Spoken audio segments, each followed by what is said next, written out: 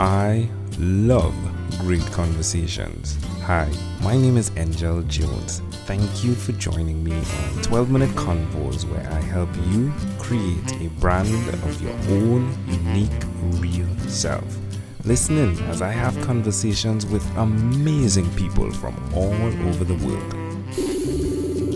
Good day, David Hyner. How are you going on this wonderful, beautiful day? Thank you for asking, Enjo. I'm feeling brilliant because I'm talking with you. Well, it's a great pleasure to connect with you, David. Please do tell us, what part of the world are you in right now? I'm from a little village called Eccleshall, right in the heart of England in Great Britain. All right.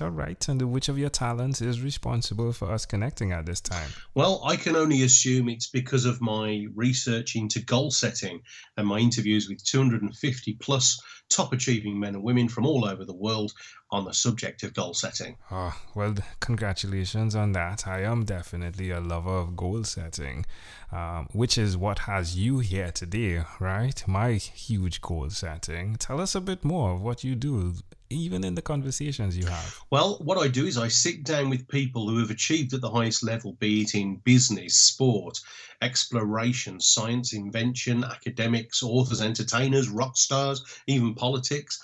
And I find out from these men and women how they think and how they behave when they're setting achieving goals. And Enjo, the thing I discovered was that they do not set realistic and achievable goals. They set massive goals. And that's what I share as a professional speaker to between 10 and 50,000 people a year. Well, now that you've been doing that, right? Who did you learn that from? The idea of the investigative you. Who did you get that from? Well, it was from two sources. The first one was because I was a chef. I used to be a chef, Enjo, and I had a little catering business that was doing okay, but it was plodding. But because I wasn't very good at school as a student, I was afraid of learning new things. I was afraid of education. And my customers, who were millionaires and captains of industry, they all started telling me that, you should set big goals, Dave. Big goals, go for it. And I was too scared. I was a coward. But when I did learn from these people by asking them questions how to set goals, what I did was achieve personal and business goals and dreams that I never would have thought possible previously. How has that impacted your life, the setting of the goals? Wow. Before I was very ego-driven. Now I'm incredibly purpose-driven. Everything is to serve and make a difference and create a legacy. So we've helped people become British, European, world sporting champions, millionaires in business. We've had 15 Amazon #1 best-selling authors use our goal-setting process called the Massive Goal Principle to achieve their massive dreams.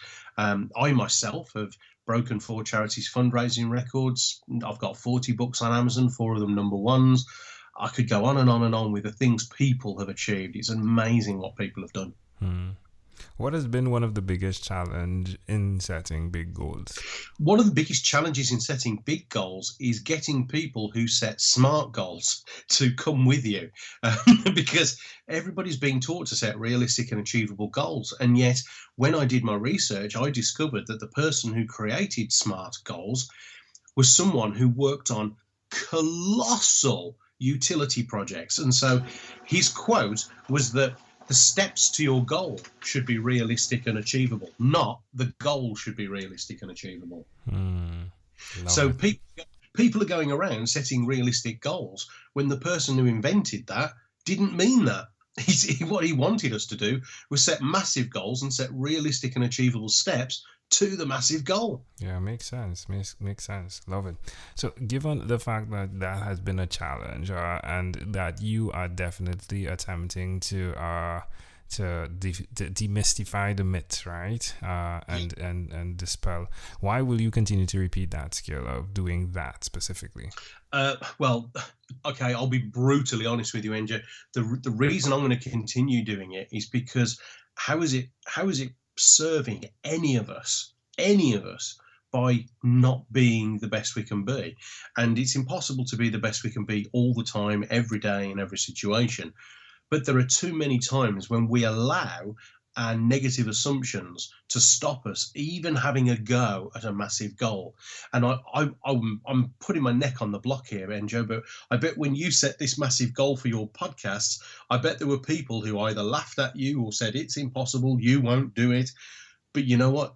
Your reason to achieve it was bigger than your fear of failure. And so because of that, you're living proof right now on this call that, you know what, when you take action, dreams happen. Most definitely. You get to speak with David Hyner. Look at me now. It's pretty amazing what can be accomplished. Tell us one other thing, David, that you've done consistently over the last 3 years, please. Well, I am very privileged to be one of only 16 people in the world to hold an award for professional speaking called the PSAE, the Professional Speakers Award of Excellence. And I'm also in the Speaker Hall of Fame for the Academy of Chief Executives. But if you were to ask me the thing I'm most proud of, it's the fact that when everybody's chasing the money, I give about half of my time, working time, to working at massively reduced fees to go and work with young adults in schools, colleges and universities.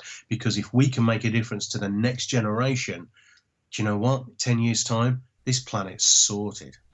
Love it. Yeah, one of the echoes that I'm hearing usually that does occur when I set out per day to set conversations in order is that there is a theme that definitely rises, and the theme today has definitely been legacy, that legacy block and the importance of that. How does it make you feel knowing that you're doing less, understanding that you'll achieve more? One word, proud. You see, I lived 30. I often joke when I give a talk that you're looking at someone and listening to someone who for the first 30 years of his life strived for and achieved nothing at all.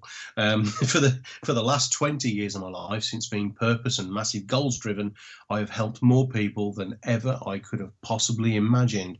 And along the way, really served myself and my family as well.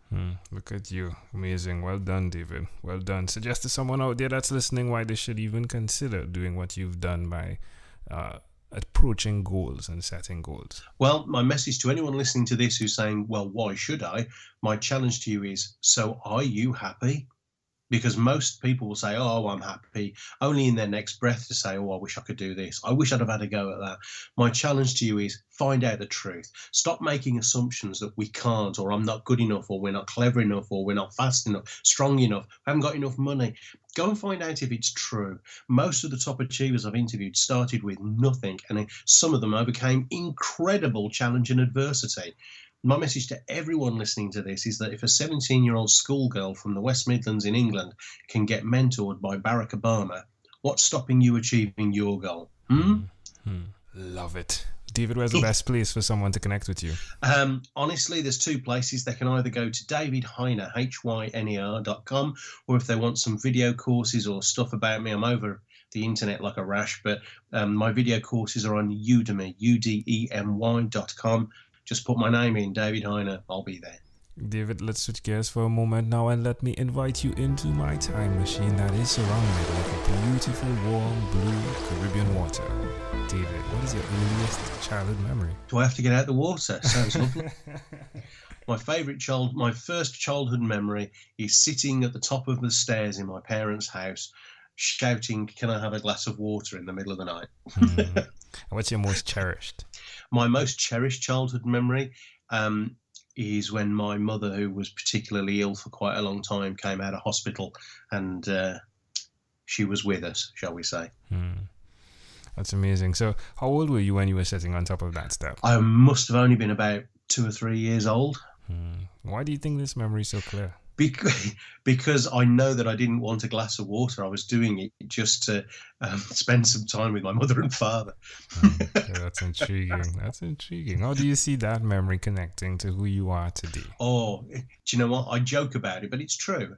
I was just very much in need of friendship, love and support. And I think that's inherent in why I'm the person I am today, because all I want to do is value friendship, value love, and be supportive to people who are setting massive goals.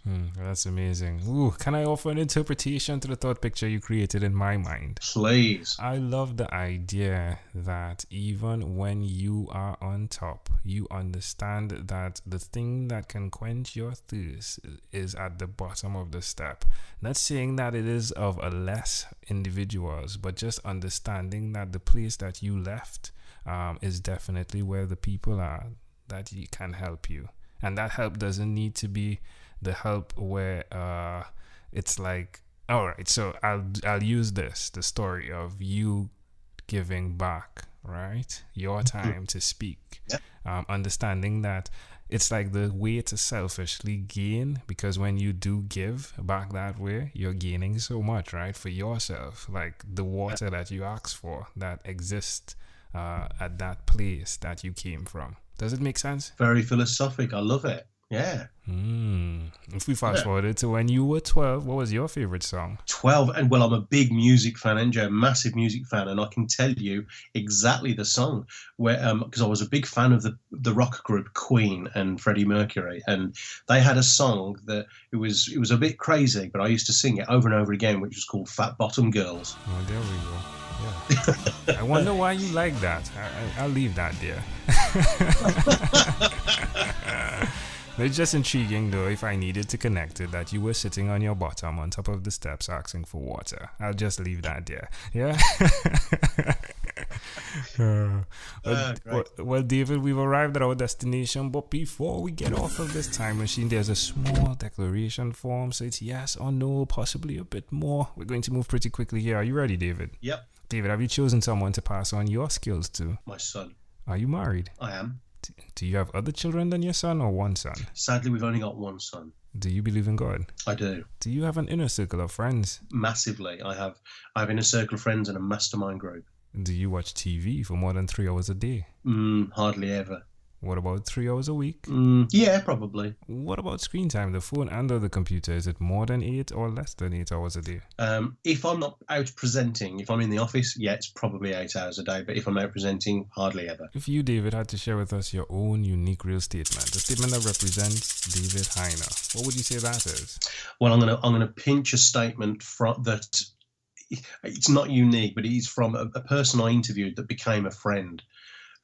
Which is other people try, I make sure. Love it. David, this has been a great pleasure. Before you leave, is there anything else you'd like to share with our amazing audience? Do you know what? If I had one gift to give to people, it would be the gift of find a reason to achieve your goal that is bigger than your fear and insecurity of failing. Have a reason to get out of bed on a miserable, cold, wet morning when everyone else is lying in bed.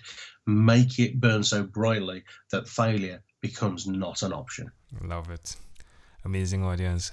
I loved this conversation. David Hyner, thank you, my friend, for being on what is inspired by 12-Minute Convos with Angel Jones. Yeah, of course I did, mate. Thank you. Thank you for being on 12-Minute Convos with Angel Jones. Stay tuned for more from our advertisers. Diabetes is a mountain pandemic. It's a disease that's not acute but chronic.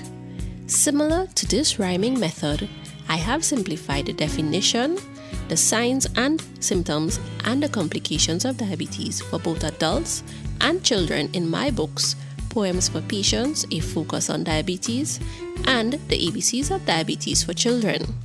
These books are available on Amazon.com, and for more information, you can visit my website, poemsbyaj.com. That's poemsbyaj.com.